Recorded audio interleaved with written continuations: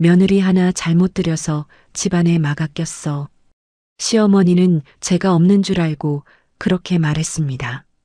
그 순간에도 저는 부엌에서 시아버지 약을 챙기고 있었습니다. 3년 동안 제 손으로 씻기고 먹이고 재웠던 시아버지. 그런데 돌아온 말은 고맙다는 말이 아니라 저주였습니다. 친정 아파트 팔게 만들어. 어차피 착한 척하느라 거절 못해. 남편의 목소리까지 듣는 순간 제 마음은 차갑게 식었습니다. 저는 다음 날 시어머니 눈을 똑바로 보고 말했습니다. 그래요? 저만 나가면 되는 거죠? 그날부터 시어머니의 진짜 지옥이 시작됐습니다. 이야기 시작 전 저희 채널을 구독해 주시면 오늘 하루 큰 행운이 가득하시길 빌겠습니다. 오늘의 사연 시작합니다. 저녁 6시 반 구청 정문을 빠져나오자마자 저는 마치 누가 등을 떠미는 것처럼 종종 걸음을 옮기기 시작했지요. 시아버지 권민성을 돌봐주는 주간 요양보호사가 오후 6시면 어김없이 퇴근한다는 사실이 머릿속을 무겁게 짓누르고 있었습니다. 지하철 손잡이를 잡고 서서 흔들리는 동안에도 저는 어제 미처 빨지 못한 환자복 한 벌이 자꾸만 눈앞에 어른거려서 눈을 질끈 감았어요. 구청에서 7급 공무원으로 하루 종일 민원인을 상대하느라 진이 빠질 대로 빠진 몸이었지만 진짜 일과는 시집 현관문을 여는 순간부터 시작된다는 사실을 저는 너무도 잘 알고 있었습니다. 시집 빌라 계단을 2칸씩 뛰어 올라가며 가쁜 숨을 몰아쉬다가 저는 잠시 멈춰 서서 흐트러진 머리카락을 손가락으로 정리하고 한 차례 깊게 숨을 들이마셨지요. 도어록 비밀번호를 누르는 손끝이 미세하게 떨려와도 저는 이런 떨림 따위는 이제 일상이 되어버린 지 오래라고 스스로를 다독였습니다. 현관문이 열리자마자 코끝을 찌르는 시큼한 지린내가 훅 끼쳐와서 저는 들고 있던 핸드백을 신발장 위에 던지듯 내려놓고 곧장 화장실로 직행했어요. 거실 소파에는 시어머니 이말순이 한쪽 다리를 꼬고 누운 자세로 텔레비전 일일 드라마에 푹 빠져 있다가 인기척을 느끼고는 천천히 고개만 까딱 돌렸습니다. 이말순이 검지손가락 끝으로 콧등을 2번 튕기며 입을 열었습니다. 아이고, 이제야 기어들어오니. 영감 바지에 또 이를 바났다. 냄새가 나서 내가 드라마 보다가 토할 뻔했다. 얼른 빨아라. 네가 안 하면 누가 하니. 설마 이 늙은 시어미 손에 똥 묻은 바지 들게 하려고? 저는 겉옷도 벗지 못한 채 화장실 바닥에 주저앉아 시아버지가 벗어놓은 누런 바지를 고무 대야에 담그며 조심스럽게 여쭈었어요. 어머니, 요양보호사 선생님이 6시에 가시는 건 정해진 시간이잖아요. 그래도 그 뒤에 바로 벗겨만 주셨어도 아버님 살이 덜 짓무르셨을 텐데요. 이말순이 소파 위에서 몸을 비스듬히 일으키며 마치 다 아는 걸 왜 묻느냐는 듯 혀를 길게 끌끌 차고 신경질적인 목소리로 쏘아붙였지요. 아이고, 말하는 꼴 좀 봐라. 지금 나 가르치니? 그 여자가 시간 다 됐다고 칼같이 일어나 가버리는데 내가 무슨 수로 잡니? 그리고 내가 무슨 돈 받고 일하는 요양보호사야? 며느리가 들어왔으면 이런 일 하라고 있는 거지. 늙은 시애미 손에 똥물 묻히게 할 거면 네가 왜 이 집에 들어왔니? 저는 입술 안쪽 살을 지그시 깨물며 대답을 삼키고는 청바지 주머니 속에 넣어둔 휴대전화의 녹음 버튼을 손끝으로 가만히 눌렀습니다. 지난 3년간 시집 현관문을 열고 들어오는 순간부터 휴대전화 녹음 버튼을 누르는 일은 어떤 결심이나 다짐이 필요 없는 본능적인 습관으로 자리 잡고 있었어요. 처음에는 며느리 돌이라는 한마디에 묶여서 입을 꾹 다물고 살았지만 모욕적인 말들이 일주일이 멀다 하고 쌓여가니 저는 제 자신을 지킬 유일한 방법으로 녹음을 택했지요. 화장실 타일 위에 쪼그려 앉아 시아버지의 누런 얼룩이 묻은 속옷까지 박박 비벼 빨며 저는 천장을 한번 올려다본 뒤 다시 묵묵히 손을 움직였습니다. 손목이 시큰거리는 통증에 잠시 손등으로 이마에 흘러내린 식은땀을 닦아내려는 찰나 거실 쪽에서 이말순의 짜증 섞인 목소리가 또 한 차례 날아들었어요. 민영아, 너 지금 거기서 빨래랑 정이라도 들었니? 손이 그렇게 굼떠서 저녁상은 언제 차릴 거니? 영감 약 먹을 시간 다 돼가는데 며느리 머릿속엔 도대체 뭐가 들었어? 밥상 차리는 것도 내가 하나하나 시켜야 움직이니? 저는 비누 거품이 묻은 손등을 앞치마에 슥슥 문지르며 가까스로 목소리를 가다듬어 대답했습니다. 네, 어머니. 빨래 헹구고 바로 하겠습니다. 아버님, 약 시간은 제가 맞춰드릴 테니 걱정하지 마세요. 땀범벅이 된 얼굴로 화장실에서 나와 부엌으로 가던 저를 이말순이 위아래로 훑어보더니 마치 가게 점원 부리듯이 손가락 끝으로 식탁 모서리를 톡톡 두드렸지요. 영감죽 끓이고 김치 새로 담은 거 꺼내고 생선도 굽고 입맛 까다로우신 양반이라 대충 차리면 안 잡수시는 거 알지.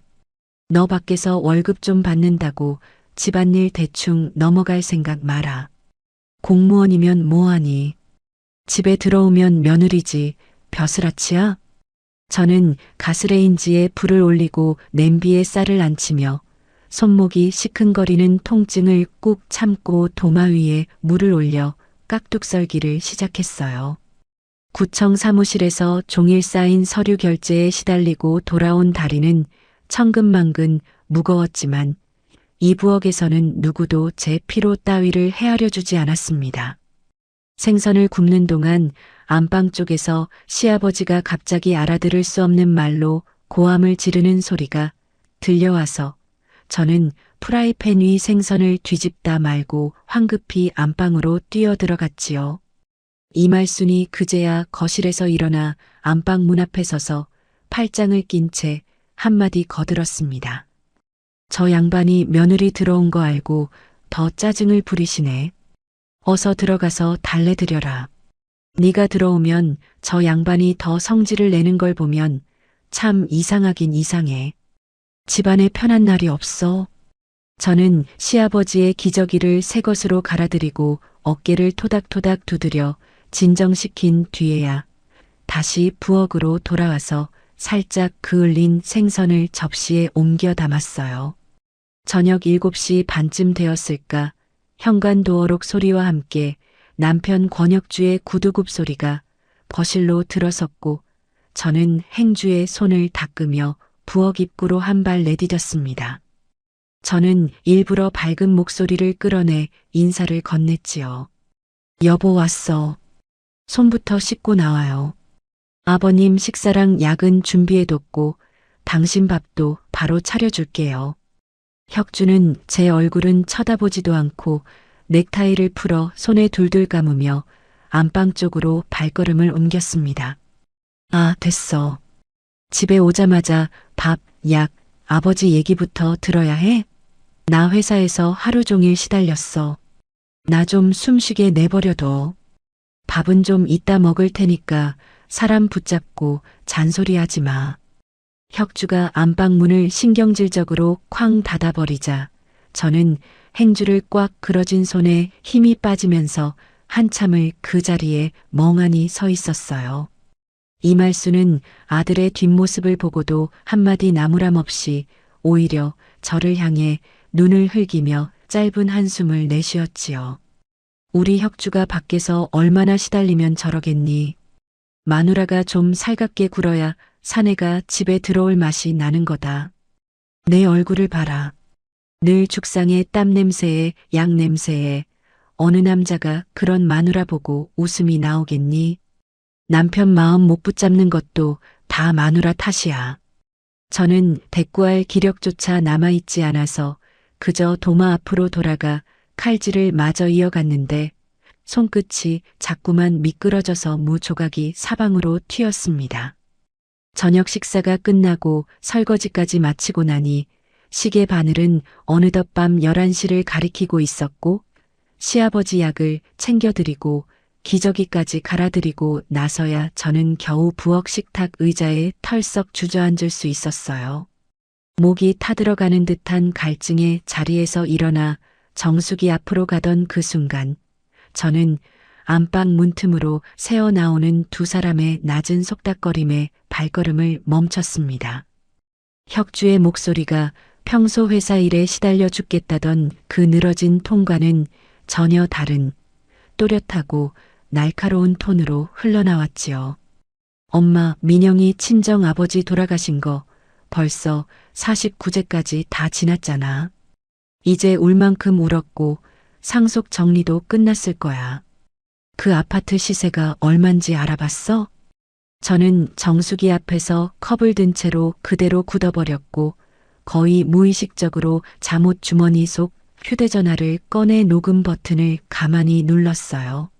내가 부동산에 물어봤더니 그 아파트가 8억은 너끈히 넘더라. 그거 민영이 혼자 끌어안고 있어봐야 뭐해. 마이너스 통장 메우고 아버지 요양병원 특실로 모시고 남는 돈으로 우리 숨통 좀 트이면 되는 거지. 어차피 그 여자도 이 집 며느리잖아.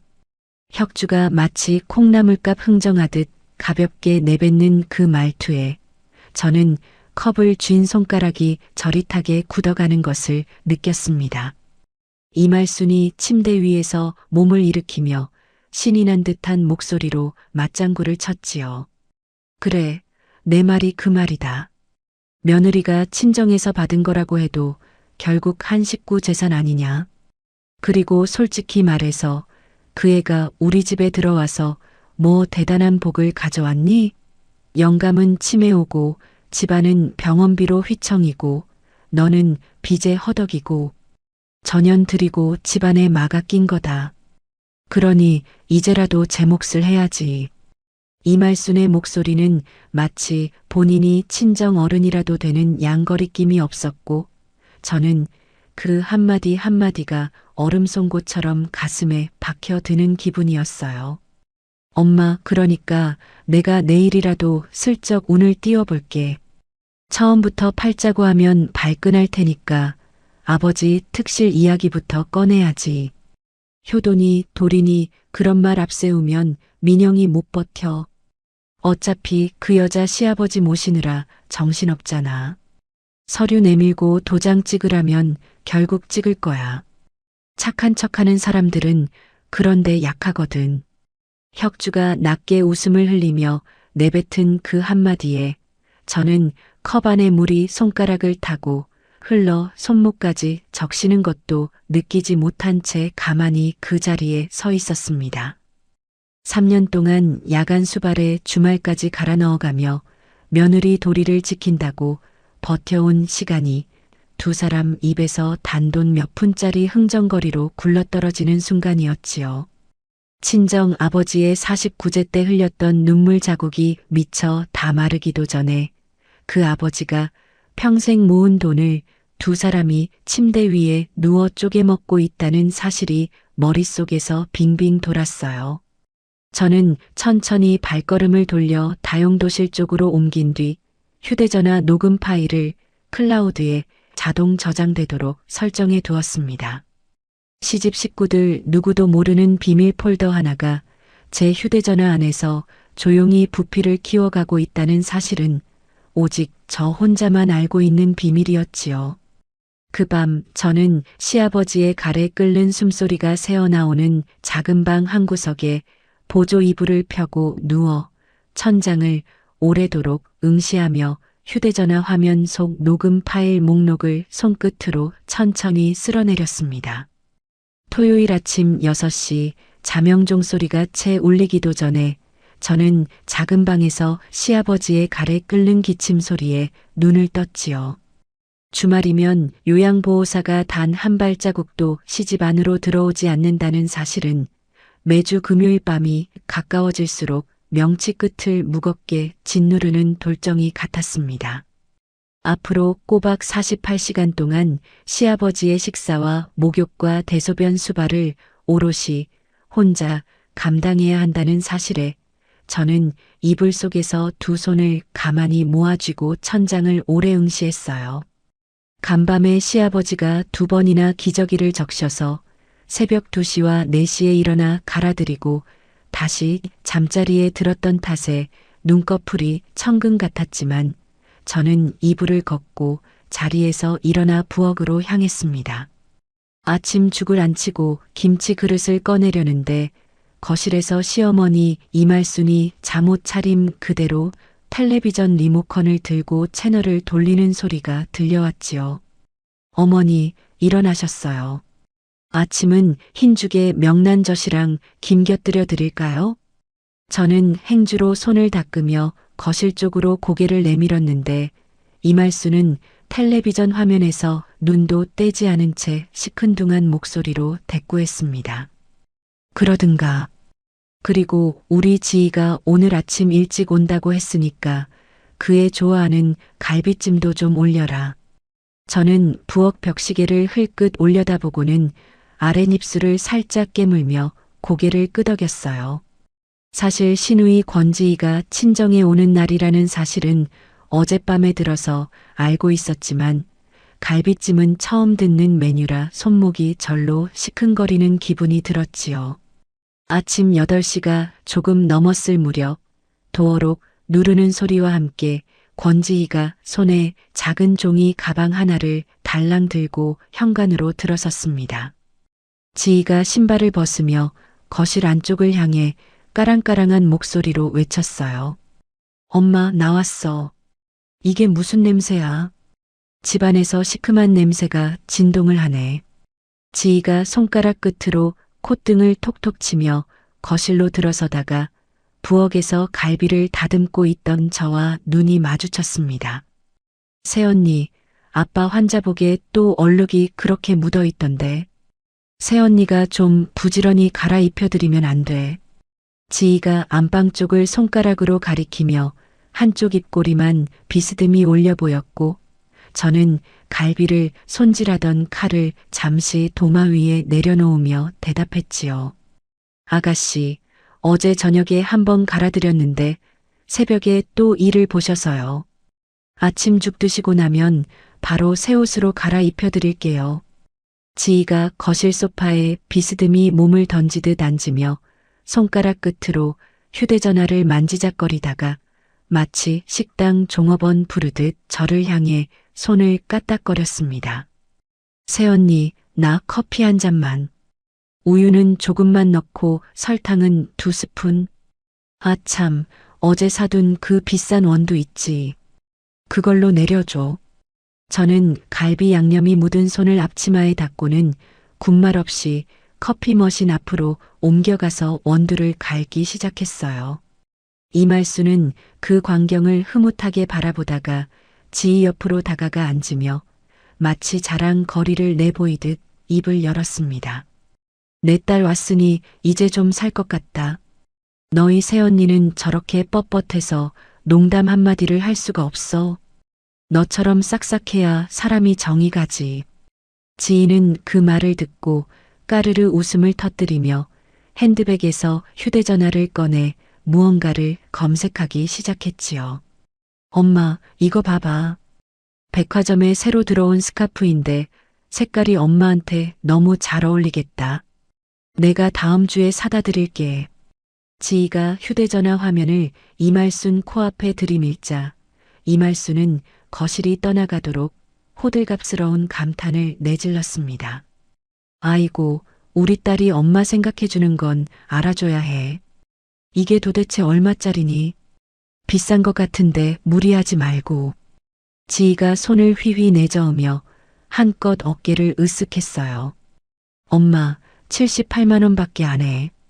우리 엄마한테 이 정도도 못 해드리면 딸이 무슨 소용이야.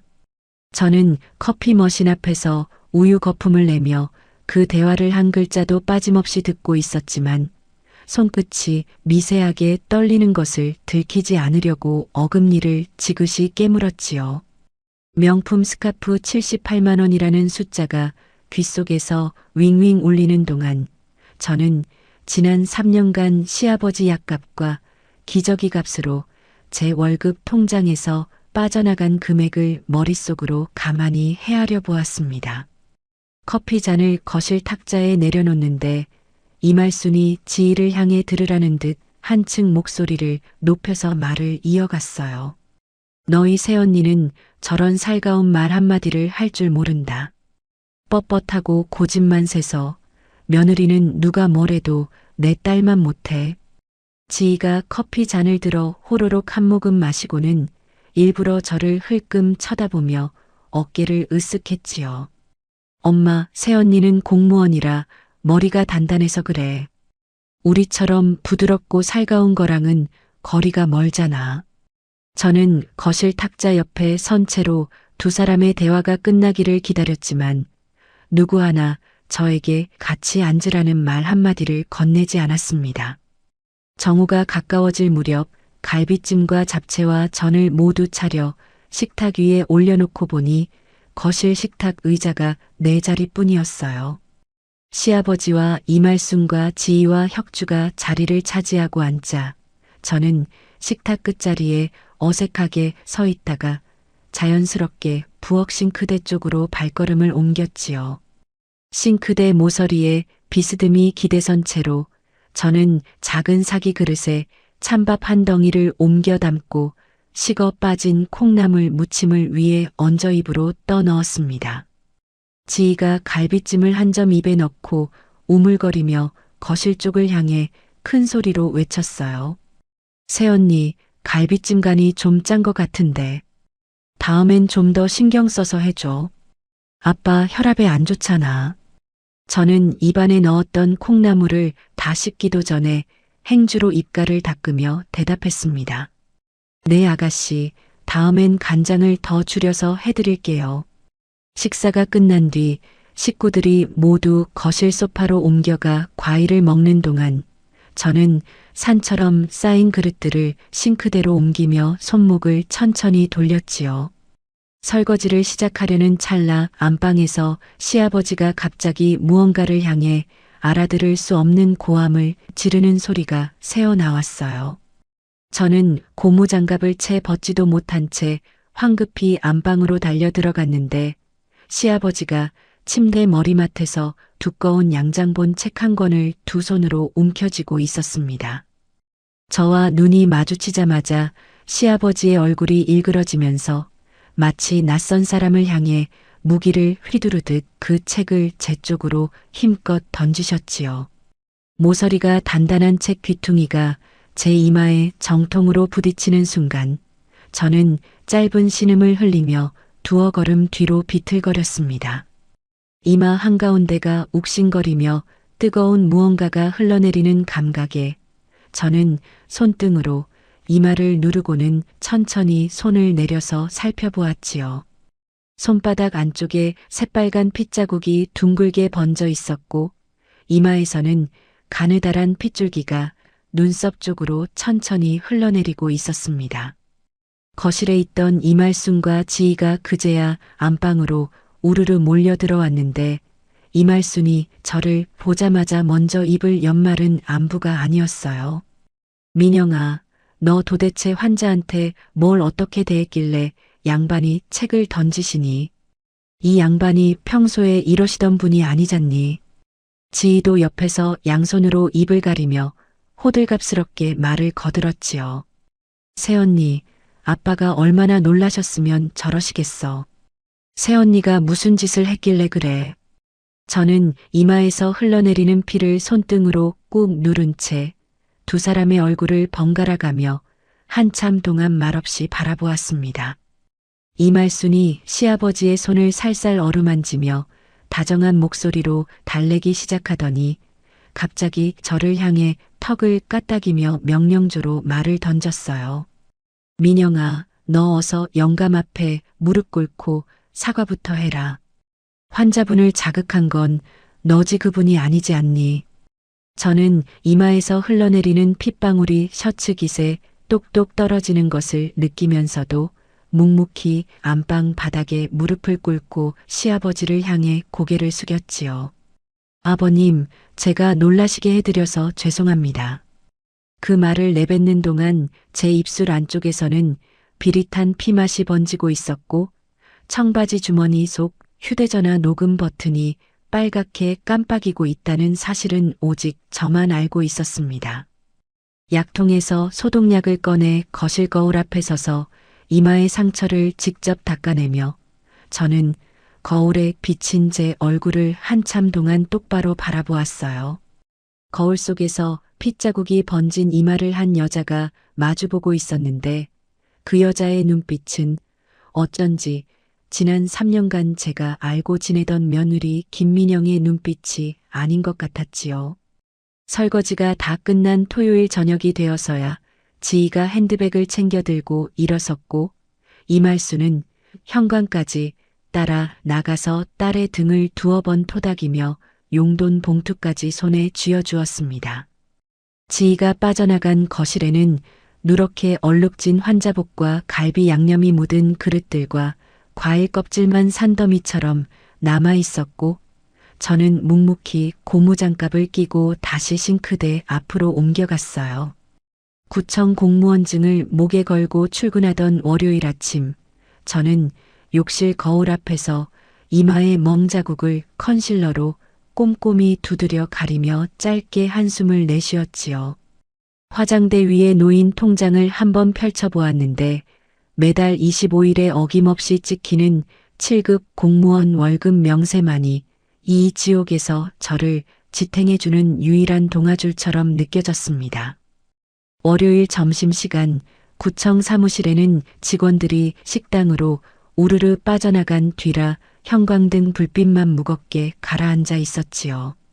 저는 마늘종 김치 냄새가 풍기는 도시락 통 옆에 머리를 옆으로 비스듬히 누이고 잠시 눈만 붙이려다 그대로 깊은 잠 속으로 빨려 들어가고 말았습니다.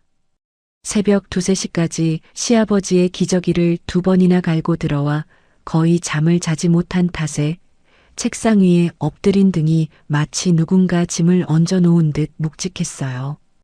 얼마나 시간이 흘렀을까 책상 위에 올려놓은 휴대전화가 짧게 진동하는 바람에 저는 무거운 눈꺼풀을 천천히 들어 올렸습니다. 이마 한가운데에 거뭇하게 멍자국이 남아있는 것을 손등으로 가볍게 만지며 저는 흐릿한 눈으로 휴대전화 화면을 들여다보았지요. 화면에 떠있는 발신인 이름이 권혁주 3글자였고 그 옆으로 짤막한 메시지 한 줄이 깜빡이고 있었습니다. 여보, 아버님 49제도 끝났는데 친정 아파트 상속 등기 정리도 슬슬 끝나가지 않아. 그 돈 언제쯤 우리 통장으로 옮길 수 있어? 저는 그 짧은 문장을 2번, 3번 천천히 다시 읽으며 어금니를 지그시 깨물었어요. 3년 동안 야간 수발에 주말까지 갈아 넣은 며느리에게 미안하다는 말 한마디 건넨 적 없는 사람이 친정아버지가 평생 모아 남기신 유산 앞에서는 이렇게 부지런하다는 사실이 가슴 한복판을 칼로 후벼 파는 것 같았지요. 저는 답장창에 한참 동안 손가락만 올려놓고 있다가 끝내 한 글자도 적지 못한 채 화면을 그대로 닫아버렸습니다. 점심시간이 30분 정도 남아있다는 사실을 확인한 저는 책상 서랍에서 핸드백과 친정아버지 유산 관련 서류 봉투를 꺼내어 곧장 사무실 밖으로 나섰어요. 구청길 건너편 골목 안쪽에 있는 은행 지점은 점심시간이라 한산했고 저는 창구 안내원에게 단독명의 통장 개설을 부탁드린다고 차분히 운을 떼었지요. 창구 직원이 신분증을 받아들며 저를 한번 흘끗 올려다보고는 차분한 목소리로 물었습니다. 고객님, 기존 부부 공동 통장이랑 별도로 단독 명의로 입출금 관리 따로 하시려는 거 맞으시죠? 저는 핸드백 안에서 친정아버지 사망 진단서와 상속 등기부 등본을 꺼내 창구 위에 가지런히 올려놓으며 고개를 끄덕였어요. 네, 친정아버지께서 남기신 상속분이라 제 명의로 따로 관리를 좀 해야 할 것 같아서요. 창구 직원이 키보드를 빠르게 두드리며 통장 발급 절차를 안내해 주는 동안 저는 그 옆 의자에 앉아 무릎 위에 두 손을 가지런히 모은 채 천천히 호흡을 가다듬었지요. 새 통장을 손에 쥐고 은행 문을 나서며 저는 곧장 같은 건물 3층에 있는 법무사 사무실로 발걸음을 옮겼습니다. 법무사 사무실 안쪽 상담실로 안내받아 들어가 앉자 단정한 양복 차림의 중년 법무사가 안경을 매만지며 서류를 한 장 한 장 살펴보았어요.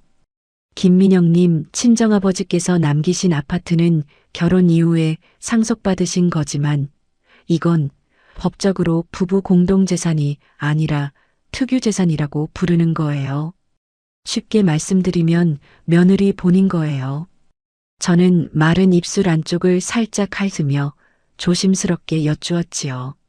그러면 혹시 남편 쪽에서 이 재산을 자기들 빚 갚는 데 쓰자고 도장을 찍어 달라고 하면 어떻게 되는 건가요? 법무사가 손가락 끝으로 책상 위 서류를 가볍게 두드리며 차분한 목소리로 설명을 이어갔습니다. 본인이 도장 찍어주지 않는 이상 남편이든 시댁이든 손가락 하나 댈 수 없어요. 오늘 단독명의 계좌로 옮기시고 나면 그쪽에서 강제로 어떻게 할 수 있는 방법이 사실상 없어요. 저는 그 한마디를 듣는 순간 가슴 안쪽에서 뭔가가 천천히 그러나 단단하게 자리를 잡는 기분이 들었어요. 법무사 사무실을 나와 다시 구청으로 돌아오는 길에 저는 휴대전화를 꺼내 혁주에게 보내려다 만 답장 창을 다시 열었지요. 한참을 망설이다가 저는 이번에는 짧고 무난한 답장 한 줄만 적어서 보냈습니다. 상속 절차 아직 정리 중이야. 정리되면 얘기할게. 거짓말은 아니었지만 진실은 더더욱 아니었고 휴대전화를 다시 가방 안에 집어넣는 손끝이 사뭇 가벼워진 듯 느껴졌어요. 주중 사흘은 평소처럼 야간 수발과 출근을 반복하며 흘러갔지만 제 머릿속에서는 자꾸만 한 가지 생각이 맴돌고 있었습니다. 금요일 오후 저는 직속 과장님께 양해를 구해 4시 반차를 내고 구청 정문을 나서며 한 손에는 시아버지가 평소 좋아하시던 부드러운 카스텔라 한 상자를 들었지요. 계란 노른자 향이 솔솔 풍기는 카스텔라 상자를 손에 쥐고 시집빌라 계단을 천천히 올라가는 동안 저는 평소보다 사뭇 가벼운 발걸음에 잠시 멈춰 서서 고개를 갸웃거렸어요. 도어록 비밀번호를 누르려다 말고 저는 잠시 호흡을 가다듬은 뒤 평소보다 조용히 번호를 눌러 현관문을 열었습니다. 거실에는 텔레비전 소리도 들리지 않았고 누구의 인기척도 없었는데 안방 쪽 문이 손가락 2마디 정도 빼꼼히 열려 있었지요. 그 좁은 틈새로 이말순과 시누이 권지희의 낄낄거리는 웃음소리가 마치 비밀 이야기를 나누듯이 새어나왔어요. 저는 카스텔라 상자를 가슴께에 안은 채 무심코 안방 쪽으로 두어 걸음 다가가다가 안에서 흘러나오는 한마디에 그대로 발이 굳어버렸습니다. 이말순이 마치 누가 들을세라 목소리를 한껏 낮추며 음흉한 웃음을 흘렸지요. 내가 가만히 생각해보니 말이다. 우리 영감 정정하시던 분이 갑자기 치매에 걸려서 저 지경이 된 게 다 전현이 들어오고 나서부터더라. 저는 청바지 주머니 속 휴대전화를 손끝으로 더듬어 녹음 버튼을 가만히 눌렀고 손바닥에 카스텔라 상자의 모서리가 묵직하게 닿는 감각이 또렷하게 살아났습니다. 지희가 손바닥으로 입을 가리며 까르르 웃음을 터뜨리더니 마치 신이 난 어린아이처럼 맞장구를 쳤어요. 엄마, 진짜 그러게. 내가 보기에도 새언니가 들어오고 나서부터 이 집안에 마가 단단히 낀 것 같아. 이말순의 목소리가 한층 더 낮아지면서 안방 안쪽에서 침대 매트리스가 끽하고 휘는 소리까지 또렷이 들려왔지요. 저 기센년이 들어와서 우리 영감 전기를 다 빨아먹어서 양반이 그렇게 되신 거야. 며느리 잘못 들이면 집안이 망한다는 말이 괜한 말이 아니더라. 지희가 코웃음을 흘리며 어머니 옆구리를 손가락으로 콕콕 찌르는 듯한 기척을 냈습니다. 엄마, 그러니까 전현 친정에서 받은 그 8억짜리 아파트 돈만 어떻게든 이쪽으로 빼내자. 그 돈으로 아빠는 요양병원 특실에 모셔버리고 엄마는 나랑 같이 백화점 다니면서 편하게 살자. 이말순이 그 한마디에 신이 난 듯 침대 위에서 박수까지 짝짝 두드리며 한껏 들뜬 목소리로 화답했어요. 아이고, 내 딸이 어쩌면 이렇게 똑 부러지게 말을 잘하니. 그래, 마 낀년 친정 돈으로 우리 호강해야지. 그 돈이 어디 그년 돈이니 한 집안 식구 돈이지. 지희가 손뼉을 한번 마주치며 까르르 웃음을 또 터뜨렸지요. 그러면 새언니는 그냥 시아버지 똥기저귀나 평생 갈게 두고 우리 셋이서 그 돈으로 호강하면 되겠네. 아주 깔끔한 그림이다, 그치? 저는 안방 문틈 앞에 못 박힌 듯 서서 두 사람이 주고받는 말 한마디 한마디가 마치 시뻘겋게 달군 인두처럼 가슴 한복판을 찢어대는 감각을 또렷이 느꼈습니다. 3년 동안 야간에 시아버지의 누런 기저귀를 갈며 잠을 설치고 주말마다 갈비 양념에 손을 절여가며 차린 밥상이 두 사람 입에서 막 낀 년의 헛수고로 굴러떨어지는 순간이었어요. 친정아버지가 평생을 새벽 4시에 일어나 두부 공장 일을 다니시며 모으신 그 돈이 두 사람 입속에서 우리 셋이 호강할 종잣돈이라는 말로 굴러다니고 있었지요. 저는 카스텔라 상자를 가슴께로 끌어안은 채 청바지 주머니 속에서 녹음 버튼이 빨갛게 깜빡이고 있을 휴대전화를 꼭 쥐었습니다. 3년 동안 저를 며느리 돌이라는 굴레 안에 묶어두었던 마지막 한 가닥의 끈이 안방 문틈에서 새어나오는 그 웃음소리에 천천히 그러나 또렷한 소리를 내며 끊어져 나가는 것을 저는 분명히 느꼈어요. 손끝은 미세하게 떨리고 있었지만 가슴 안쪽은 오히려 차갑게 가라앉으며 어떤 단단한 결정이 굳어가는 듯한 묘한 감각이 자리를 잡았지요. 저는 안방 문 앞에 선 채로 두 사람의 웃음소리가 한참 더 이어지는 동안 카스텔라 상자를 두 손으로 가만히 끌어안고 깊고 긴 숨을 한 차례 들이마셨습니다. 이말순과 권지희의 웃음소리가 잦아들 무렵 거실 한쪽에 있는 화장실에서 변기 물 내리는 소리가 길게 울려 퍼졌지요. 저는 가슴께에 카스텔라 상자를 안은 채 안방 문틈에서 두어 걸음 비켜서서 신발장 옆 벽면에 등을 기대고 가만히 호흡을 가다듬었습니다. 화장실 문이 열리며 남편 권혁주가 손에 묻은 물기를 청바지 옆구리에 슥슥 닦아내며 거실로 나서더니 안방 쪽으로 곧장 걸음을 옮기다 안에서 새어나오는 어머니와 누이의 목소리에 발걸음을 멈추었어요. 혁주가 안방 문틈 사이로 머리를 들이밀며 한껏 가라앉은 목소리로 끼어들었지요. 엄마, 누나, 무슨 얘기를 그렇게 재미있게 하고 있어? 나도 좀 같이 듣자. 지희가 손가락 끝으로 혁주의 어깨를 가볍게 토닥이며 까르르 웃음을 다시 터뜨렸습니다. 우리 오빠 마침 잘 왔다.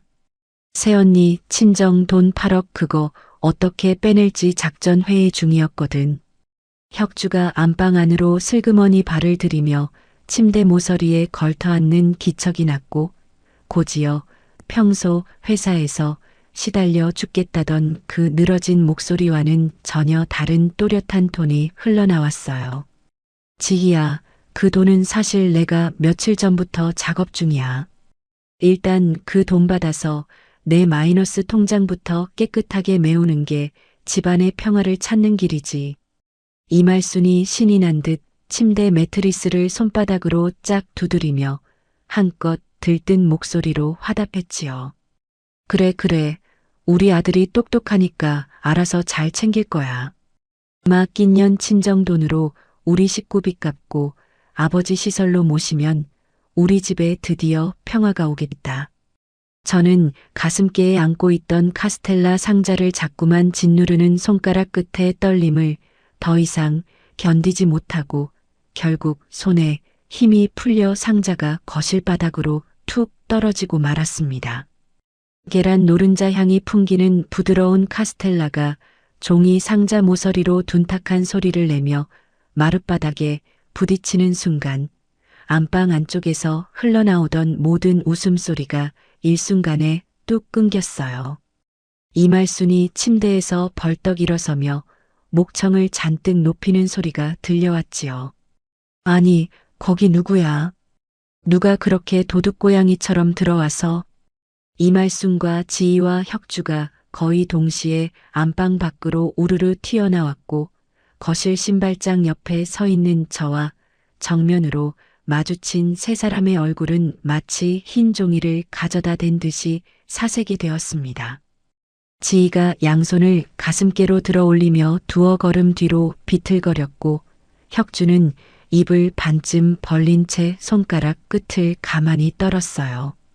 이말순은 오히려 입꼬리를 비스듬히 끌어올리며 일부러 큰 소리로 호통을 치려 했지요. 민영아, 너 언제 들어왔니? 인기척도 없이 들어와서 어른 놀라게 하면 어떡하니? 저는 카스텔라 상자가 떨어진 자리에서 한 발도 움직이지 않은 채 두 손을 천천히 청바지 옆구리에 가지런히 붙이고 이말순의 얼굴을 똑바로 바라보았습니다. 당혹감으로 잠시 흔들렸던 시선은 곧 차갑게 가라앉으며 가슴 안쪽에서는 오히려 묘하게 단단한 무언가가 자리를 잡아가고 있었어요. 저는 이말순을 똑바로 마주보며 또박또박 천천히 입을 열었지요. 어머니, 방금 안방에서 하신 말씀, 제가 한 글자도 빠짐없이 다 들었어요. 다시 한번 그대로 말씀드려 볼까요? 이말순이 두 눈을 살짝 크게 뜨며 입을 다물지 못한 채 말을 더듬기 시작했고 지희는 슬그머니 혁주의 등 뒤로 숨어들었습니다. 저는 안방에서 들려왔던 그 말투를 그대로 흉내내듯 한층 차가운 목소리로 또박또박 읊어내려갔어요. 우리 영감 정정하시던 분이 갑자기 치매에 걸려서 저지경이 된 게 다 전현이 들어오고 나서부터다. 저 기센년이 들어와서 영감 정기를 다 빨아먹어서 양반이 그렇게 되셨다. 이말순의 입가가 미세하게 떨리기 시작했고 양쪽 손가락이 옷자락을 무의식적으로 그려지는 것이 보였지요. 제가 들어와서 이 집에 마가 꼈다고 하셨죠. 며느리 잘못 들여서 집안이 망했다고 하셨고요. 저는 짧게 호흡을 한 차례 들이마신 뒤 한층 더 또렷한 목소리로 이말순을 향해 말을 이어갔습니다. 좋아요, 어머니. 그러면 저만 나가면 되는 거죠. 맡긴 년만 이 집에서 사라지면 영감도 정정해지시고 집안에 평화도 찾아오겠네요. 이말순이 그제야 정신이 번쩍 든 듯 두 팔을 휘저으며 한껏 호들갑스러운 목소리로 변명을 늘어놓기 시작했어요. 민영아, 너 무슨 소리를 하는 거니? 그건 그냥 모녀끼리 농담 삼아 한 말이지. 너 그렇게 옹졸한 애 아니지 않니?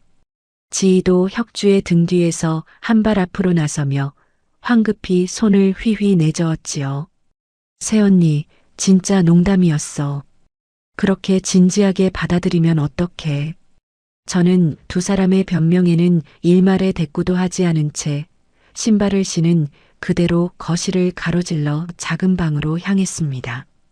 침대 밑에서 그동안 한 번도 꺼낸 적이 없던 큰 캐리어를 끌어내어 활짝 펼치고는 옷장 문을 거칠게 열어젖혀 평소 즐겨 입던 출근복과 속옷가지를 한 아름씩 캐리어 안으로 쓸어 담기 시작했어요.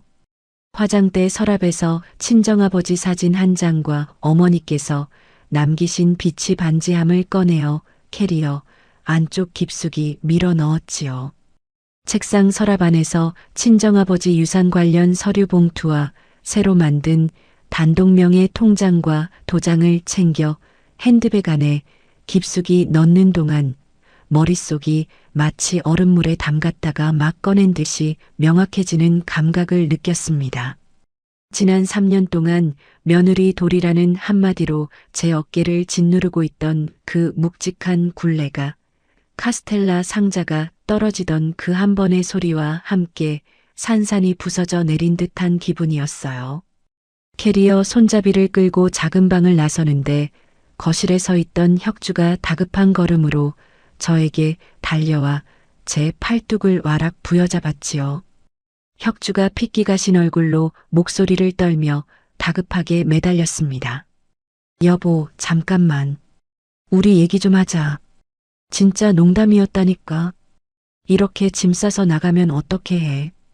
저는 혁주의 손가락이 제 팔뚝을 움켜쥐고 있는 그 감각이 마치 벌레가 기어다니는 듯이 느껴져서 어깨를 한 차례 비틀어 그 손을 강하게 뿌리쳐 버렸어요. 이거 놓지.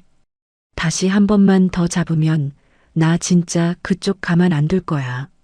혁주가 비틀거리며 두어 걸음 뒤로 물러서는 사이 이말순이 화들짝 놀라 거실 바닥에 털썩 주저앉으며 두 손으로 가슴을 쾅쾅 두드리기 시작했지요. 아이고, 인연 좀 봐. 어디서 시어머니한테 눈을 부라리면서 너 진짜로 아버지 내팽개치고 도망갈 셈이니? 너 사람이야 짐승이야. 저는 거실 한가운데 멈춰서서 이말순의 얼굴을 잠시 내려다보았는데 평소 그 도도하던 시어머니의 입가가 미세하게 일그러져 있는 모습이 한눈에 들어왔습니다. 어머니, 짐승은 제가 아니라 며느리 친정 돈 빼앗아서 호강하자고 작당하시던 이 안방 안세분이세요. 지희가 그제야 화들짝 놀란 듯 두 손으로 입을 가리며 한 발 뒤로 물러섰고 이말순은 입을 빠끔거리며 무슨 말을 더 하려다 결국 아무 소리도 내지 못했어요. 저는 거실 한복판에 떨어져 있던 카스텔라 상자를 가만히 내려다보다가 발끝으로 슬쩍 밀어 신발장 쪽으로 옮겨 놓았지요. 저는 핸드백 옆 주머니에서 시집 현관문 열쇠를 꺼내어 신발장 위로 가볍게 던지듯 올려놓으며 또박또박 말을 맺었습니다. 이 열쇠 다시는 쓸 일 없을 거예요. 그리고 어머니, 맡긴 년이 나가줬으니까 이 집안의 평화가 곧 찾아오겠네요. 잘 지내세요. 이말순이 그제야 정신이 든 듯 한쪽 손을 휘저으며 거실 바닥에서 다급한 목소리로 외쳤어요. 어디 시아버지를 이 꼴로 내팽개치고 도망가니? 너 정말 후회한다. 두고 봐라. 저는 캐리어 손잡이를 꽉 그러진 채로 이말순을 향해 그 어떤 대꾸도 하지 않고 천천히 현관문을 향해 걸음을 옮겼지요. 혁주가 다시 한번 다급하게 제 등 뒤로 다가서며 손을 뻗으려 했지만 저는 캐리어 바퀴를 거칠게 굴리며 그 손길을 단숨에 멀리 떨쳐버렸습니다. 도어록 손잡이를 끝까지 비틀어 현관문을 활짝 열어젖힌 뒤 캐리어와 핸드백을 차례로 복도로 끌어낸 저는 마지막으로 시집 안쪽을 한번 돌아보았어요. 거실 한가운데 주저앉은 이말순과 그 옆에 어쩔 줄 모르고 서 있는 지희와 혁주의 모습이 마치 낯선 사진 속 풍경처럼 멀게 느껴졌고 저는 더 이상 어떤 감정도 들이밀고 싶지 않았지요. 저는 현관문 손잡이를 안쪽에서 한 번 더 꼭 잡았다가 마치 어떤 매듭을 잘라내듯이 손목에 힘을 단단히 주어 문을 쾅 닫아버렸습니다.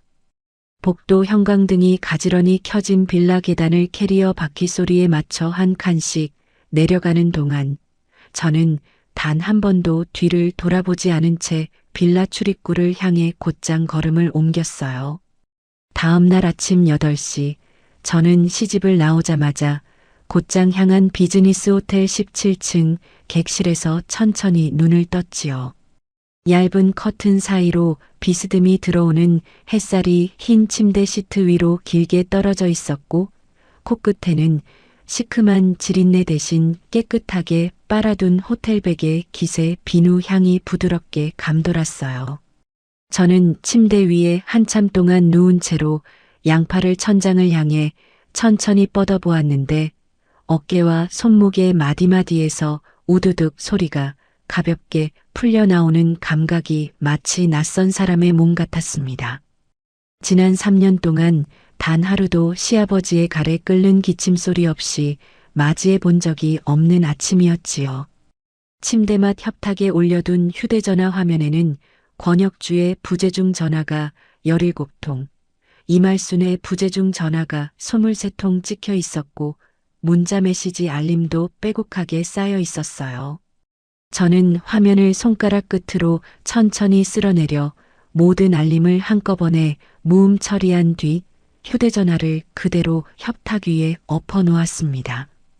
호텔 1층 조식 뷔페로 내려가 토스트 한 조각과 따뜻한 우유 한 잔을 식탁 위에 올려놓고 의자에 천천히 앉는 동안 저는 누구의 호통이나 잔소리도 듣지 않은 채 오로지 제 입맛만으로 음식을 고르고 있다는 사실에 잠시 손끝이 떨려왔지요.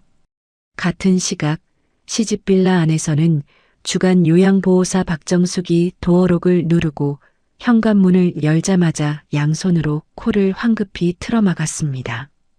밤사이 방치된 시아버지의 누런 기저귀 냄새와 식어 빠진 음식 냄새가 거실 안을 묵직하게 채우고 있었고 박정숙은 두어 걸음 뒤로 비틀거리며 휴대전화부터 꺼내 들었어요. 박정숙이 미간을 잔뜩 찌푸리며 요양센터 본부의 통화 버튼을 누르고는 짜증 섞인 목소리로 항의했지요. 센터장님, 저 권민성 어르신 댁인데요. 이거 도저히 못하겠어요. 어르신 어젯밤부터 한 번도 안 갈아드린 것 같은데 거실 전체가 난장판이에요. 전화기 너머에서 센터장의 당황한 목소리가 한참 흘러나오자 박정숙은 한층 더 단호한 목소리로 말을 이어갔습니다. 제가 정해진 시간에 들어와서 저녁 6시면 퇴근하는 조건으로 일하는 거지 종일 보호자 역할까지 해드리기로 한 거 아니잖아요. 보호자분이 어디 가셨는지는 모르겠는데 이 댁은 추가 인력이 안 들어오면 저도 도저히 못합니다. 이말수는 잠옷 차림 그대로 거실 소파 끄트머리에 앉아 박정숙이 통화하는 모습을 멀거니 바라보다가 갑자기 손바닥으로 자기 무릎을 짝 두드리며 짜증 섞인 목소리를 높였어요.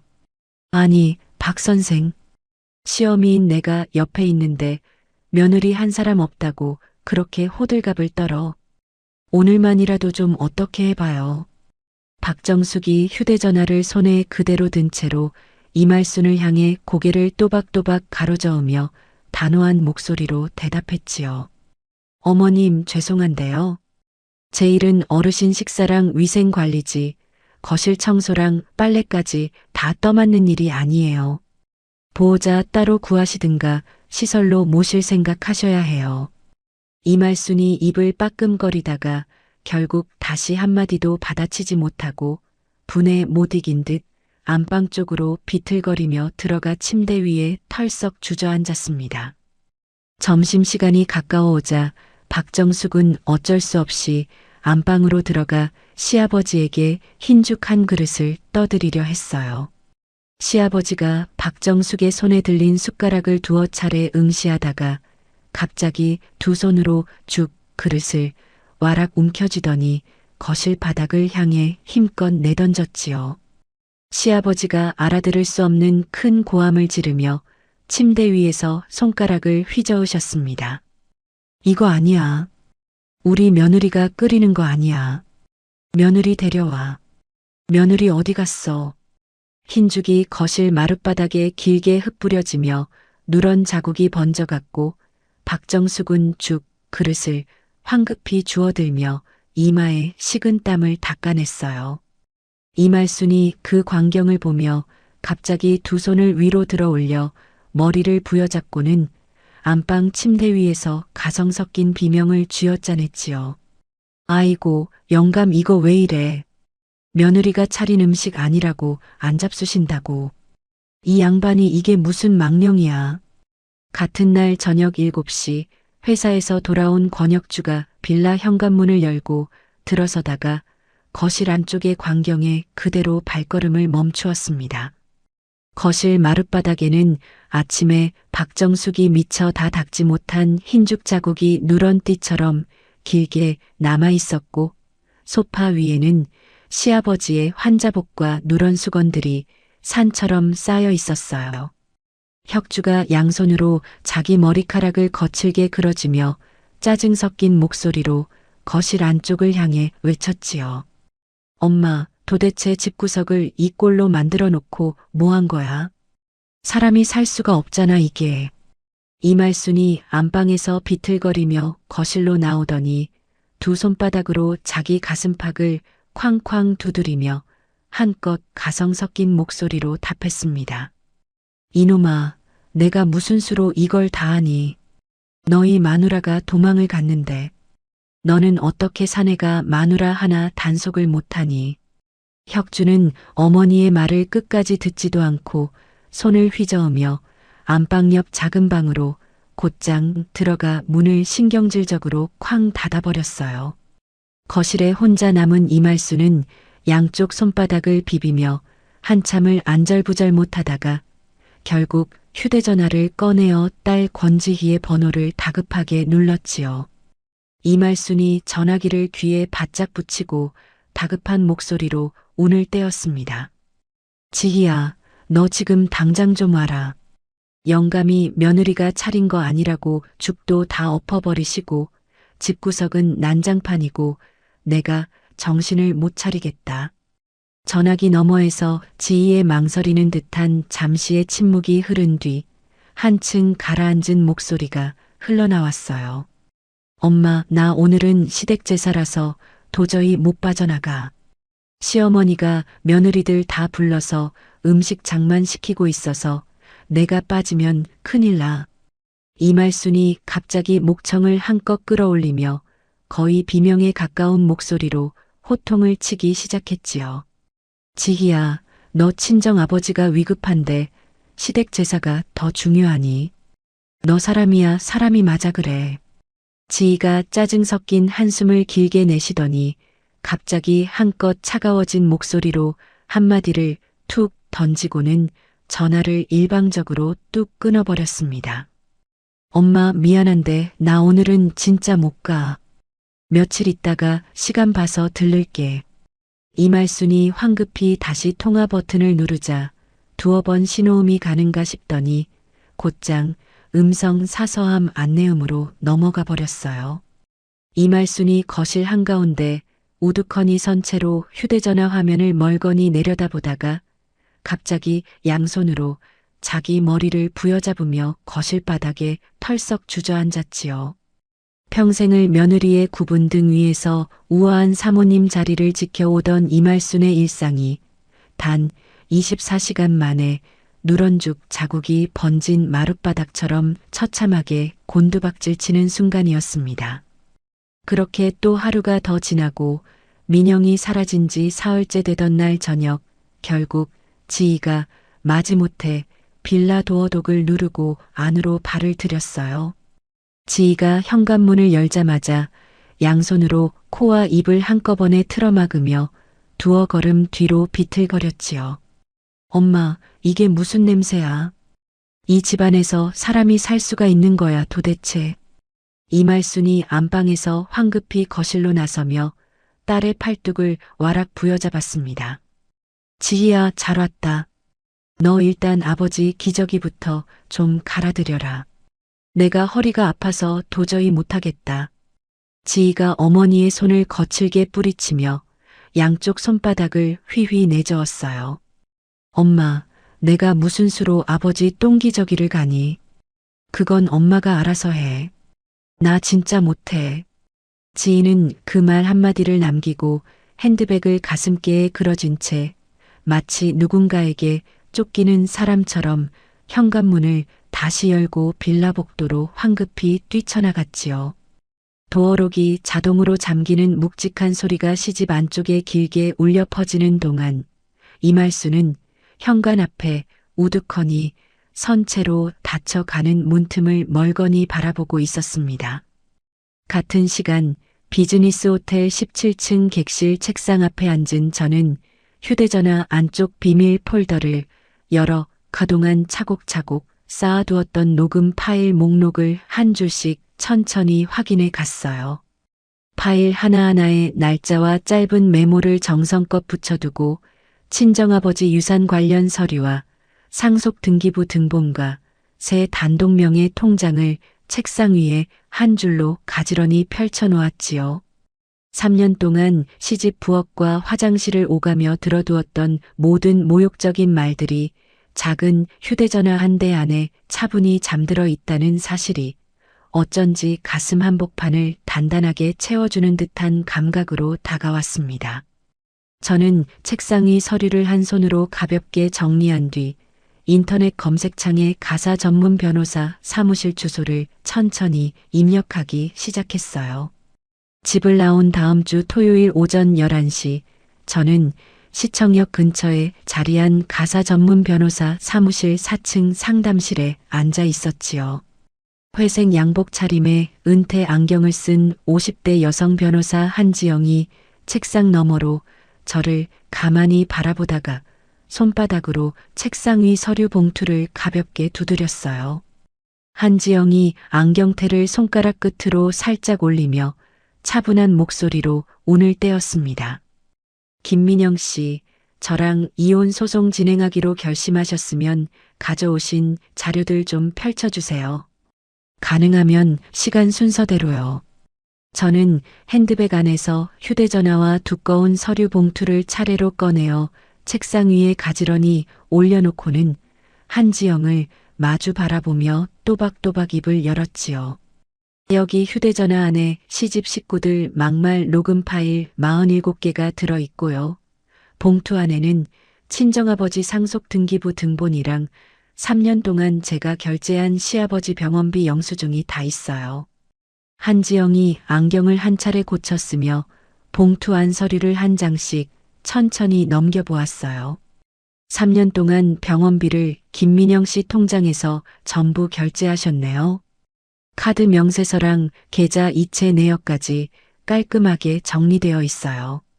이거 법원에서 결정적인 자료가 됩니다. 저는 마른 입술을 살짝 적시고 조심스럽게 여쭈었지요. 변호사님, 친정에서 받은 그 아파트는 정말 시집 사람들이 손댈 수 없는 게 맞나요? 남편이 부부 공동 재산이라고 우길까 봐서요. 한지영이 책상 위에 펜을 가지런히 내려놓으며 한 차례 단정하게 고개를 끄덕였습니다.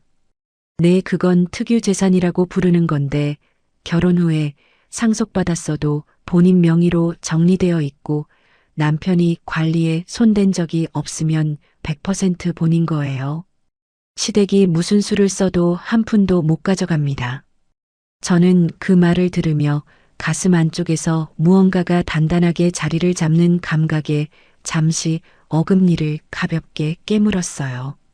변호사님, 그러면 이혼 소장이랑 위자료 청구는 언제부터 진행할 수 있을까요? 한지영이 책상 서랍에서 위임장 양식을 꺼내어 제 앞으로 슬쩍 밀어주며 차분한 목소리로 대답했지요. 오늘 위임장 작성하시면 바로 다음 주 월요일에 가정법원에 소장 접수합니다. 위자료는 일단 5천만 원으로 청구해 놓고 녹음 파일 증거력 따라서 더 올릴 수도 있어요. 저는 위임장 위에 또박또박 제 이름을 적어 내려가며 손끝이 더 이상 떨리지 않는다는 사실을 차분히 마주했습니다. 같은 시각 시집빌라 거실에서는 권혁주가 모니터 화면에 떠있는 결제 보고서를 두 눈을 개슴츠레 뜬 채로 멍하니 응시하고 있었어요. 간밤에 시아버지가 2시간 간격으로 큰 소리를 지르며 깨는 바람에 혁주는 거의 한숨도 자지 못한 채 출근한 상태였고 결국 회사 부장으로부터 받은 한 통의 전화에 손가락 끝이 새파랗게 굳어가고 있었지요. 전화기 너머에서 부장의 호통이 마치 송곳처럼 혁주의 귓속을 후벼 팠습니다. 권 과장, 자네 어제 결제한 그 계약서 단위가 다 한 자리씩 잘못 들어가 있는 거 알고 있나? 우리 회사가 자네 때문에 위약금만 2억 물게 생겼어. 자네 정신이 어디가 있는 거야? 혁주가 무릎 위에 두 손을 모아 쥔 채로 식은땀을 흘리며 더듬더듬 변명을 늘어놓았지만 부장은 그 어떤 변명도 들어줄 생각이 없었어요. 같은 날 저녁 7시 시집 안방에서는 이말순이 시아버지에게 흰죽을 떠드리려고 침대맡으로 다가서고 있었지요. 시아버지가 갑자기 침대 머리맡 협탁 위에 놓여있던 묵직한 도자기 화병을 두 손으로 와락 움켜쥐고는 알아들을 수 없는 고함과 함께 이말순을 향해 힘껏 던지셨습니다. 시아버지가 침대 위에서 손가락을 휘저으며 거친 숨을 몰아쉬셨어요. 이거 아니야. 며느리 데려와. 며느리 데려오라고. 도자기 화병이 이말순의 어깨를 살짝 빗맞히고 화장실 문틈을 향해 산산조각이 나며 흩어졌고 이말순이 비명을 지르며 두어 걸음 뒤로 비틀거리다가 결국 거실로 황급히 빠져나갔지요. 거실 바닥에 떨어진 도자기 파편들을 치우려고 이말순이 황급히 화장실에서 걸레를 가지고 나오던 그 순간 화장실 문턱 앞에 흐른 물기 위에 한쪽 발이 미끄러져 버렸어요.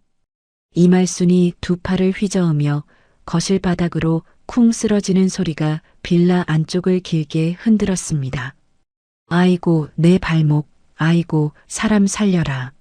작은 방에서 휴대전화로 회사 업무 메시지를 확인하고 있던 혁주가 깜짝 놀라 거실로 뛰쳐나와 보니 이말순이 거실 바닥에 누운 채로 한쪽 발목을 두 손으로 부여잡고 신음을 내뱉고 있었지요.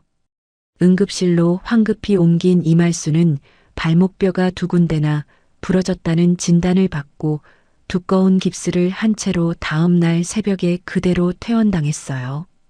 혁주가 어머니를 부축해 다시 시집빌라 거실로 데리고 들어왔을 때 안방에서는 시아버지가 또다시 알아들을 수 없는 고함을 지르고 계셨습니다. 이말순은 깁스를 한 발을 옆으로 쭉 뻗은 채 거실 마룻바닥에 누워 두 팔로 바닥을 짚으며 화장실까지 기어가야 하는 신세로 굴러떨어지고 말았지요. 거실 한가운데서 이말순이 두 손바닥으로 마룻바닥을 짚으며 혁주를 향해 한껏 신경질 섞인 호통을 쳤어요. 이놈아, 너 마누라 단속 똑바로 못해서 어미가 지금 이 꼴이 된 거야. 네가 사내답게 굴었으면 며느리가 도망을 갔겠니? 혁주가 거실 한쪽에서 두 손바닥으로 자기 얼굴을 거칠게 문지르며 한층 더 큰 목소리로 맞받아쳤습니다. 엄마는 또 왜 며느리한테 그딴 막말을 해서 이를 이 지경으로 만들어. 안방에서 막 낀 년 어쩌고 떠든 그 입이 결국 우리 발목 잡은 거잖아. 모자가 거실 한가운데서 서로의 잘못을 비난하며 목핏대를 세우고 다투는 동안 안방에서 흘러나오는 시아버지의 가래 끓는 신음소리는 점점 더 커져만 갔어요. 밤 11시가 다 되어 가던 시간, 혁주가 결국 자동차 열쇠를 들고 시집 빌라를 뛰쳐나가더니 차를 몰고 곧장 여동생인 권지희의 아파트 앞으로 향했지요. 지희가 거주하는 아파트 1층 공동 현관 앞에서 혁주가 인터폰 호출 버튼을 거칠게 두드리며 한껏 흥분한 목소리로 고래고래 소리를 질러댔습니다. 지희야, 문 열어. 친딸인 네가 와서 아버지 수발 좀 들어야지. 엄마는 다리가 부러져서 누워있고 나도 회사에서 잘릴 판인데 너만 빠져 있을 거야. 인터폰 너머에서 한참 동안 침묵이 흐른 끝에 결국 지희의 한껏 차가운 목소리가 흘러나왔어요. 오빠 새벽 11시에 남의 집 앞에서 술 처먹고 행패 부리는 거 한 번만 더 하면 오빠고 뭐고 없어. 나 진짜 경찰 부른다. 우리 아파트 사람들 다 내다보고 있어. 출가회인 나한테 이게 무슨 짓이야. 혁주가 인터폰 앞에 무릎을 꿇은 채로 한 번만 도와달라고 매달렸지만 지인은 더 이상 한마디 대꾸도 하지 않은 채 인터폰 연결을 일방적으로 뚝 끊어버렸지요. 같은 시간 시집빌라 거실 바닥에 깁스 한쪽 다리를 길게 뻗은 채 누운 이말수는 휴대전화를 손에 꼭 쥐고 제 번호로 마치 발작이라도 일으킨 사람처럼 끊임없어 통화 버튼을 눌러대고 있었습니다. 이말순의 전화는 매번 두어 차례의 신호음이 흐른 끝에 차분한 안내 음성으로 넘어갔고 그 차분한 음성 안내가 마치 단단한 벽처럼 이말순의 다급한 호출을 가만히 막아서고 있었어요. 다음 날 아침 시집빌라 도어록 앞에 선 요양보호사 박정숙은 결국 두툼한 사직서, 봉투를 손에 든 채 도어록 비밀번호도 누르지 못하고 그대로 발걸음을 돌려버렸지요. 요양센터에서는 보호자의 잦은 항의와 가정환경의 열악함을 이유로 권민성 어르신 댁의 보호사 배정을 더 이상 진행할 수 없다는 통보를 정중한 문자 한 통으로 보내왔습니다. 시집빌라 안에는 깁스를 한 채 거실 바닥을 기어다니는 이말순과 안방에서 끊임없이 고함을 지르는 시아버지와 작은 방에 처박혀 머리를 쥐어뜯는 혁주만이 덩그러니 남아 있었어요. 같은 시각 저녁 7시 저는 구청 동료 직원 3명과 함께 시청 인근 골목안 깊숙이 자리 잡은 작은 파스타 가게의 창가 자리에 마주 앉아 있었지요. 크림이 듬뿍 올라간 까르보나라 파스타를 포크 끝으로 돌돌 말아 입안에 넣으며 저는 동료 김주임이 들려주는 어제 회식 자리 뒷얘기에 어깨를 들썩이며 한참을 웃어댔습니다. 같은 부서 동료 김주임이 손바닥으로 식탁 모서리를 가볍게 두드리며 활짝 웃었어요. 김민영 씨, 요즘 얼굴이 진짜 달라졌네. 무슨 좋은 일 있어. 어쩐지 화장기 없어도 얼굴이 환해 보여. 저는 와인 잔을 손가락 끝으로 살짝 매만지며 입꼬리를 부드럽게 끌어올렸지요. 좋은 일이 있다기보다 그냥 그동안 짊어지고 살던 무거운 짐 하나를 길바닥에 내려놓고 온 기분이라고 해야 할까요? 식당 창문 너머로는 봄 저녁의 옅은 노을이 보랏빛으로 천천히 번져가고 있었고 저는 손목 시계를 흘끗 들여다보며 가벼운 손짓으로 종업원에게 와인 한 잔을 더 부탁했습니다. 시집을 나온 지 꼭 한 달이 지난 4월의 어느 금요일 오후 5시 반이었지요. 저는 구청 5층 복지과 사무실에서 마지막 결제 서류에 도장을 찍고 책상 위 자료들을 가지런히 정리하며 가벼운 콧노래를 한 자락 흥얼거리고 있었습니다. 한 달 사이 저는 호텔 생활을 정리하고 시청에서 지하철 2정거장 떨어진 동네에 깔끔한 12평짜리 오피스텔 한 채를 단기 임대로 얻어 들어가 살고 있었어요. 새벽 4시에 시아버지 기저귀를 갈기 위해 일어날 일도 갈비찜 양념 냄새가 밴 손목을 매일 밤마다 빡빡 비벼 닦아낼 일도 더 이상 없는 생활이었지요. 거울 앞에 서서 매일 아침 화장을 마치는 동안 저는 양볼에 천천히 돌아오는 살가운 혈색을 손가락 끝으로 가만히 매만져 보곤 했습니다. 같은 부서 김주임이 가방을 어깨에 매며 책상 사이로 다가왔어요.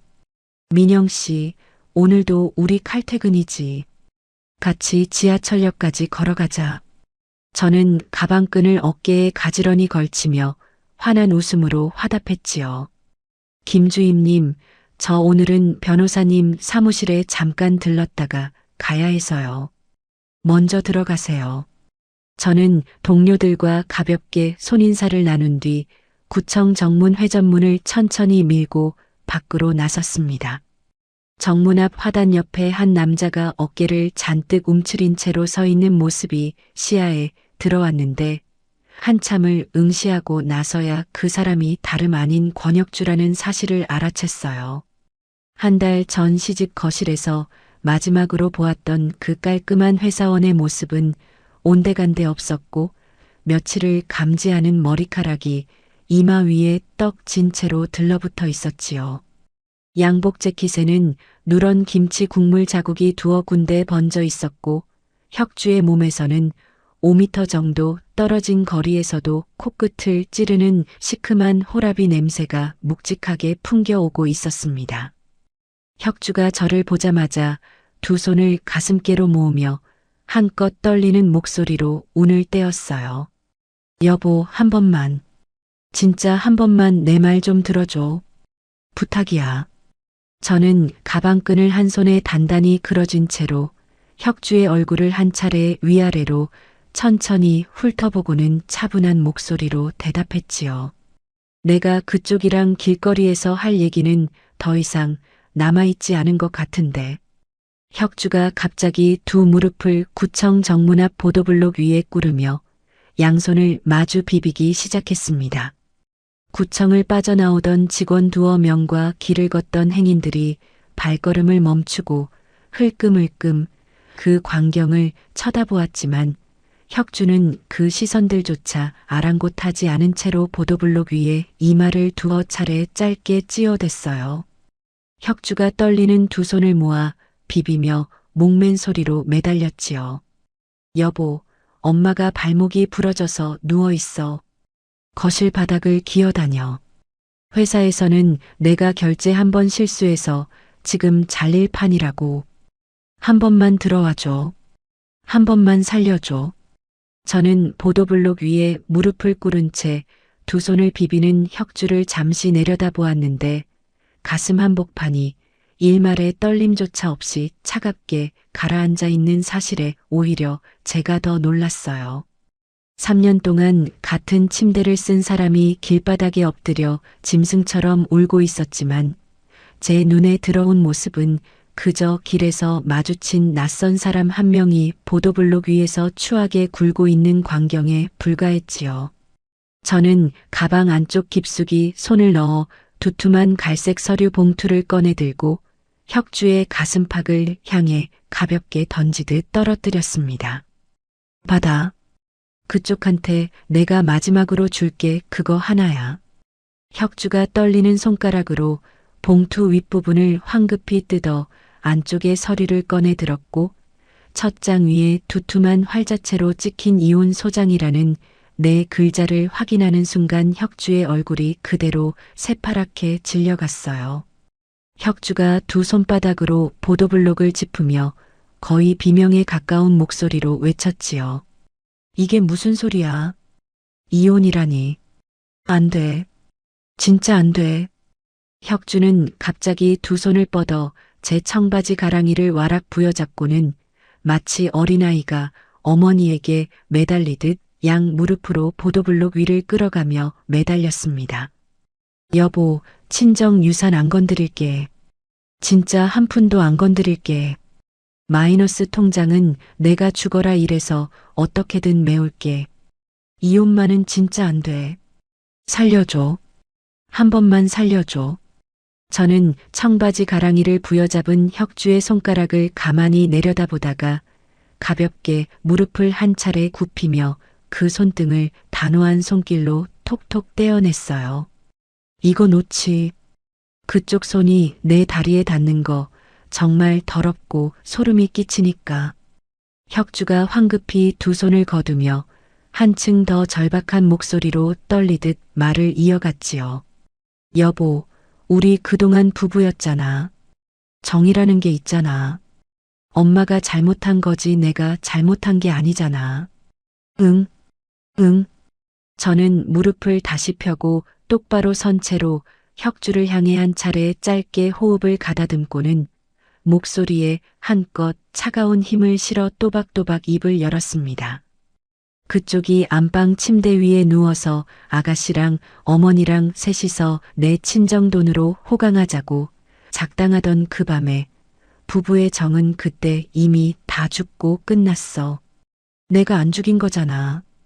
그쪽 입으로 그쪽이 죽인 거지. 혁주의 입가가 마치 마비된 사람처럼 미세하게 떨려왔고 두 눈가에서는 누런 눈물이 굵은 줄기를 이루며 양볼을 타고 흘러내렸어요. 저는 보도블록 위에 엎드린 혁주를 향해 마지막으로 한 차례 더 차분하게 쐐기를 박았지요. 그리고 똑똑히 들어둬. 그 집안의 마가 낀 년은 2번 다시 그 지옥 구덩이로 돌아가지 않을 거야. 어머니가 마 끼었다고 한 그 며느리는 이미 이 세상에 없다고 생각해. 혁주가 보도블록 위에 엎드린 채 짐승처럼 길고 굵은 울음을 토해내기 시작했고 행인들의 시선이 점점 더 우리 쪽으로 모여들었습니다. 저는 가방끈을 어깨에 다시 한번 단정하게 추슬러 매고는 보도블록 위에 엎드려 우는 혁주를 그대로 둔 채 곧장 지하철역 방향을 향해 발걸음을 옮겼어요. 뒤쪽에서 혁주의 절규가 길게 따라붙었지요. 여보, 한 번만. 진짜 한 번만 더 생각해줘. 여보. 저는 그 부름에 단 한 차례도 뒤를 돌아보지 않은 채 보도블록 위에 또각또각 또렷한 구두 굼소리를 남기며 한 걸음 한 걸음 앞을 향해 나아갔습니다. 지하철역 입구 계단을 내려가는 동안 혁주의 울음소리는 점점 더 멀어져 갔고 마침내 지하철 안내 방송 소리에 무쳐 한 자락의 잔향도 남기지 않고 사라져 버렸어요. 같은 시각 시청역 인근 변호사 사무실 4층에서는 한지영 변호사가 책상 너머로 사무국 직원을 향해 손짓을 하고 있었지요. 한지영이 깔끔하게 정리된 서류철을 가리키며 차분한 목소리로 지시했습니다. 오주임 김민영 씨 사건 지난번에 접수한 이혼 소장의 위자료 청구서랑 부부 공동재산 분할 청구까지 오늘 보완해서 법원에 추가로 넣어주세요. 시댁 식구들 막말 녹음 파일 47개도 디지털 증거 자료로 같이 첨부합니다. 사무국 오주임이 서류철을 양손으로 받아들며 또박또박 대답했어요. 네, 변호사님, 오늘 업무 마감 전에 전자로 보완 접수까지 완료하겠습니다. 권혁주 씨 본인이랑 시어머니 이말순 씨 앞으로 가는 송달 절차도 같이 진행할까요? 한지영이 안경테를 손가락 끝으로 가만히 매만지며 단정하게 고개를 끄덕였지요. 네, 그렇게 해주세요. 그쪽 식구들 다음 주 안으로 법원 우편물 받아보면 정신이 번쩍 들 거예요. 사무국 직원이 서류철을 들고 사무실 밖으로 빠져나가는 동안 한지영은 책상 위에 펼쳐진 김민영의 위임장 한쪽 모서리를 가만히 두드려 보았어요. 가정법원 민원실 창구에서 접수 직원이 두툼한 서류 봉투를 받아들고 도장을 쾅 찍는 묵직한 소리가 사무실 안쪽으로 짧게 울려 퍼지는 듯한 느낌이 들었습니다. 같은 시각 저는 지하철 객차 안좌석에 가만히 앉은 채 창밖으로 스치는 가로등 불빛을 바라보며 손가락 끝으로 가방끈을 부드럽게 매만지고 있었지요. 5월 중순 어느 화요일 오전 10시 저는 가정법원 3층 조정실 문턱을 차분한 걸음으로 넘어섰지요. 조정실 안쪽 긴 테이블 한쪽에는 한지영 변호사가 검은 정장 차림으로 단정히 앉아 있었고 맞은편 자리에는 권혁주가 어깨를 잔뜩 움츠린 채로 두 손을 무릎 위에 가지런히 모으고 있었어요.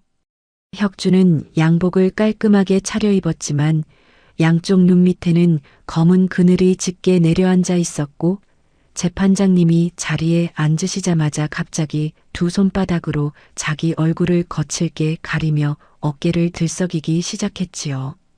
혁주가 손바닥 사이로 한껏 떨리는 목소리를 흘리며 재판장님을 향해 호소했습니다. 재판장님, 제가 정말 어머니 모시느라 정신이 없어서 아내한테 잘못한 거지 일부러 그런 게 아닙니다. 위자료를 그렇게 많이 물면 저는 정말 길거리에 나앉아야 합니다. 한지영 변호사가 가지런히 정리된 서류철을 손가락 끝으로 가볍게 두드리며 차분한 목소리로 입을 열었어요. 재판장님, 피고 측 주장은 사실관계가 전혀 맞지 않습니다. 김민영 씨 휴대전화에 저장된 시댁 식구들의 막말 녹음 파일 47개 중 핵심 17개를 증거자료로 제출드립니다. 법원 직원이 한지영의 손에서 USB 한 개를 받아 재판장님 앞 모니터에 연결하자 잠시 후 조정실 스피커를 통해 이말순의 또렷한 목소리가 흘러나왔지요. 스피커에서 흘러나오는 이말순의 목소리가 조정실 안쪽에 묵직하게 깔렸습니다. 저기 센 년이 들어와서 우리 영감 전기를 다 빨아먹어서 양반이 그렇게 되신 거야. 맡긴 년 친정 돈으로 우리 호강해야지. 그 돈이 어디 그년 돈이니 한 집안 식구 돈이지. 혁주의 어깨가 그 목소리에 짧게 한번 움찔하더니 두 손바닥 사이로 새어나오던 흐느낌이 점점 더 잦아들기 시작했어요. 한지영이 이어서 두툼한 영수증 묶음과 신용카드 명세서 그리고 요양보호사 박정숙의 자필 진술서를 차례로 재판장님 앞에 가지런히 올려놓았지요. 한지영 변호사가 안경테를 손끝으로 가만히 올리며 단정한 목소리로 정리했습니다. 재판장님, 3년간 시아버지 권민성 어르신 병원비와 약값을 전부 김민영 씨 본인 명의 통장과 신용카드로 결제한 내역입니다. 액수가 총 3,700만 원이고요. 그리고 친정아버지께서 남기신 아파트는 결혼 후 상속받았다 해도 명백히 김민영 씨의 특유재산입니다. 재판장님이 안경테를 손가락 끝으로 살짝 올리며 두꺼운 판결문 초안을 천천히 펼쳐 들었어요. 양측 자료를 모두 확인했습니다. 친정 상속 아파트는 김민영 본인의 특유재산으로 분할 대상이 아님을 확인하고 부부 공동재산은 본인 기여분에 따라 7대 3으로 분할합니다. 위자료는 시댁 식구들의 지속적인 모욕적 언행을 고려해 8천만 원으로 산정합니다. 혁주가 두 손바닥으로 얼굴을 가린 채 길게 흐느낌을 흘렸지만 저는 그 옆에서 한 번도 시선을 그쪽으로 돌리지 않은 채 손깍지를 가지런히 모으고 있었지요. 재판장님께서 마지막으로 망치를 한번 쾅 두드리시는 소리가 조정실 안쪽에 깔끔하게 울려 퍼졌습니다. 판결문을 들고 조정실을 나서던 길에 한지영 변호사가 제 어깨를 가볍게 두드리며 부드러운 목소리로 인사를 건넸어요. 민영 씨, 완벽한 승소예요. 이제 진짜 새로운 시작이네요. 저는 한지영의 손등 위에 제 손을 살짝 포개며 한 차례 단정한 미소로 화답했지요. 변호사님, 정말 감사드려요. 이 판결문이 저한테 어떤 의미인지는 변호사님이 가장 잘 아실 거예요. 같은 시기 시집빌라는 결국 대출이 잔뜩 낀 채로 부동산 시장에 급매로 내놓여 시세보다 1억 5천만 원이나 낮은 가격에 팔려나갔습니다. 시아버지 권민성은 한 달 사이에 부쩍 야윈 모습으로 도시 외곽의 허름한 요양시설에 입원하셨고 그 시설은 1인실은 고사하고 6인실 한 칸에 누렇게 색이 바랜 시트가 깔려있는 정도의 시설이었어요. 이말수는 매물로 넘긴 빌라의 잔금에서 남은 얼마 되지 않는 돈으로 시장통 골목 안쪽에 자리한 곰팡내가 풍기는 보증금 300만 원짜리 단칸방 월세방으로 짐을 옮겼지요. 제때 재활치료를 받지 못한 이말순의 발목은 깁스를 풀고 난 뒤에도 안쪽으로 비뚤어진 채로 굳어버려서 한 발 한 발 디딜 때마다 묵직한 통증이 무릎까지 타고 올라왔습니다. 이말순이 단칸방 누런 장판 위에 비뚤어진 발을 길게 뻗고 누운 채 매일 밤 천장을 향해 길고 가는 한숨을 흘렸어요. 내가 그때 그년 그렇게 박대하지만 않았어도, 내가 그때 입을 닫고 살았어도, 같은 시간 권지희는 자신의 아파트 거실에 앉아 시어머니의 전화를 받지 않은 채로 친정 부모 간병을 거부하고 혼자만 살겠다고 발버둥 치는 이기적인 딸이라는 시댁 친척들의 수군거림을 한 귀로 흘려보내고 있었지요. 명절 때마다 시댁 사람들이 한자리에 모이는 자리에서 권지희의 의자만 매번 한 자리씩 비어 있었고 시댁 며느리들은 권지희의 이름이 나올 때마다 짧은 한숨을 흘리며 고개를 가로저었습니다. 회사에서 결국 징계해고 통보를 받은 권혁주는 강남에서 변두리 동네 고시원 한 칸으로 자리를 옮겼고 새벽 6시부터 오후 2시까지 동네 편의점 카운터에서 손님들이 내미는 도시락 바코드를 멍한 눈으로 찍어대고 있었어요. 고시원 옆방 사람이 어느 새벽녘에 혁주의 방문을 두드리며 신경질 섞인 목소리로 외쳤지요. 저기요, 새벽 3시에 그렇게 술병 굴리지 좀 마세요. 옆방 사람 잠 좀 자게요. 혁주는 빈 소주병을 빼고 잠든 채로 그 호통도 듣지 못하고 누런 형광등 불빛 아래서 마치 시들어가는 한 송이 풀잎처럼 늘어져 있었습니다. 며느리의 굽은 등 위에서 우아하게 군림하던 그들의 오만함은 결국 가족의 완전한 해체와 경제적 몰락이라는 가장 비참한 결말로 그들 발등 위로 고스란히 되돌아갔어요. 같은 해 8월 중순 어느 토요일 아침 7시 저는 새로 계약한 28평짜리 아파트 거실의 흰 침대 위에서 천천히 눈을 떴지요. 시청에서 지하철 새 정거장 거리에 자리한 이 깔끔한 아파트는 친정아버지께서 남겨주신 그 아파트를 정리한 자금으로 제가 직접 발품을 팔아 구한 집이었습니다. 부엌 쪽에서는 어제 사다 둔 빵이 토스터 위에서 노릇하게 구워지는 고소한 향기가 풍겨왔고 거실 안쪽으로는 아침 햇살이 따스하게 스며들고 있었어요. 저는 침대에서 천천히 일어나 거실 한쪽 벽면을 가득 채운 통창 앞으로 다가가 두 손으로 새하얀 면 커튼 양쪽 자락을 한꺼번에 활짝 젖혔지요. 8월 아침의 따스한 햇살이 거실 마룻바닥 위로 길고 부드러운 띠를 이루며 쏟아져 들어오는 순간 저는 양손 바닥을 가지런히 마주 모은 채 한 차례 깊고 긴 호흡을 들이마셨습니다. 1년 전 이맘때 시집 현관문을 열고 들어서며 코끝에 와닿던 그 시큼한 지린내 대신 갓 구운 빵의 고소한 향기와 깨끗하게 빨아둔 면 커튼의 보드라운 비누 향이 거실 안쪽을 부드럽게 채워오고 있었어요. 거실 한쪽 벽면에는 친정아버지께서 살아생전 환하게 웃고 계시는 작은 액자 한 점이 가지런히 걸려 있었고 저는 그 사진 속 아버지를 향해 짧게 눈인사를 건네며 한 차례 빙긋 미소를 지어 보였지요. 거실 한가운데 가만히 선 채로 저는 새 거실 안쪽을 한 바퀴 천천히 둘러보며 혼잣말로 가만히 중얼거렸습니다. 아버지, 따님 김민영이 이제야 자기 집에서 자기 발로 서봅니다. 부엌 식탁 위에는 어젯밤 미리 준비해둔 따뜻한 보리차 한 주전자와 흰 사기 그릇 한 개가 가지런히 놓여 있었고 저는 의자를 살짝 끌어내어 천천히 자리에 앉았어요. 화장기 없는 얼굴이었지만 양볼에는 살가운 혈색이 또렷이 올라와 있었고 입가에는 그 누구도 흔들 수 없는 단단한 미소 한 자락이 부드럽게 머물러 있었지요.